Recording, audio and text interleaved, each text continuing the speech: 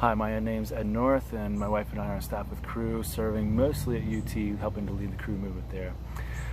We're continuing on in our discussion and our theme of you are, I am, we are. I don't know if you noticed this or not, but it's kind of like a play on words.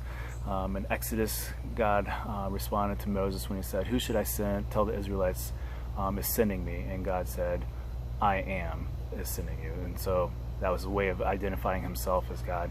I am who I am. And throughout scriptures we see that continued on as referred to as Yahweh, was basically I am. So here we have you are, looking at who God is, you are the I am. And then who we are as individuals, who am I in relation to who God is, and then who we are as a community in relation to God.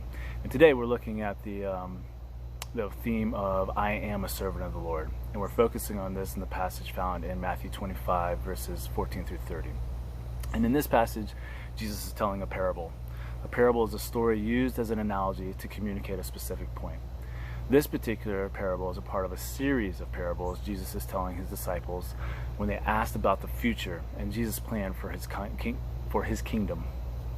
The basic point of the parable before this one is that we may not know the timing of Jesus' return, but we should live eagerly expecting his coming and live prepared for him to return at any point in time.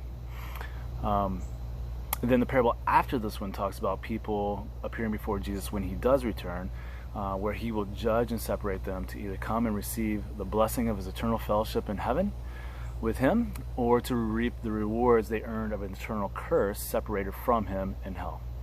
He specifically talks about how people cared for the hungry, thirsty, sick, poor, and persecuted.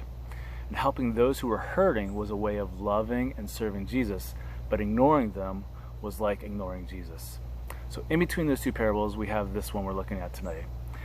This parable is connected to the one before it and the one after it, as I think you'll see.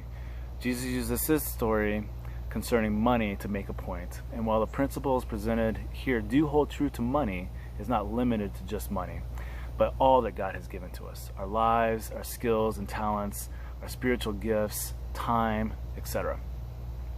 So as you reflect on these things, you might how might God be calling you to steward each of these in your life?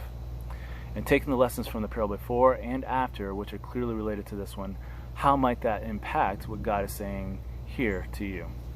So I hope you enjoy your discussion, and blessings.